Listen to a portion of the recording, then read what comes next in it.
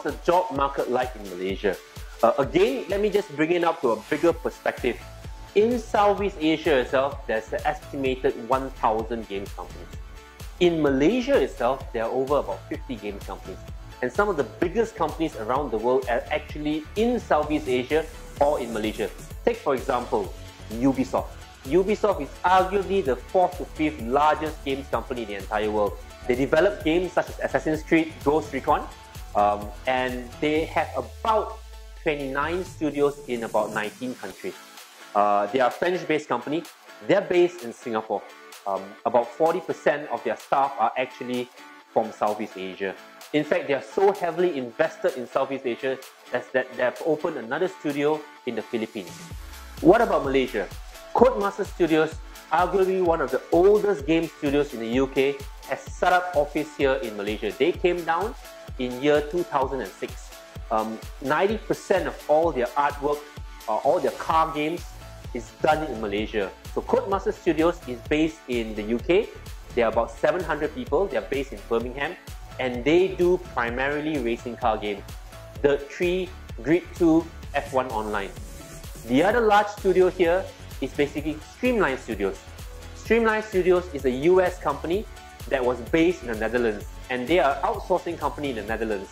In year 2010, they shut down the entire operations in the Netherlands and they moved down to Malaysia itself. In Malaysia, they are the studio that did Final Fantasy 15 and Street Fighter 5. They are based in Bangsa South. There are 3 more studios, one in Tokyo, one in the US, and the third is Malaysia. Guess what? Malaysia is headquarters. In 2016, we also had a third studio that came down to Malaysia, Namco Bandai. And Namco Bandai is famous for Katamari Damacy, Super Smash Bros, and Tekken 7. They came down and they set up an art studio here. They're also based in Singapore. One of the oldest game studios in Malaysia is this studio called Lemon Sky. So they're the studio that did Call of Duty Ghosts, Call of Duty Infinite Warfare, World of Tanks, Spider-Man, Mortal Kombat, and they've signed an agreement with Blizzard to produce more games. And they're one of Malaysia's oldest and largest game studios. And there are many more examples. Now, one of the key things is a lot of these studios are currently looking for talents.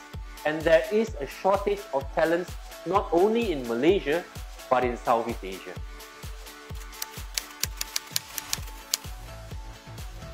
Predominantly, the games industry has been the domain of males.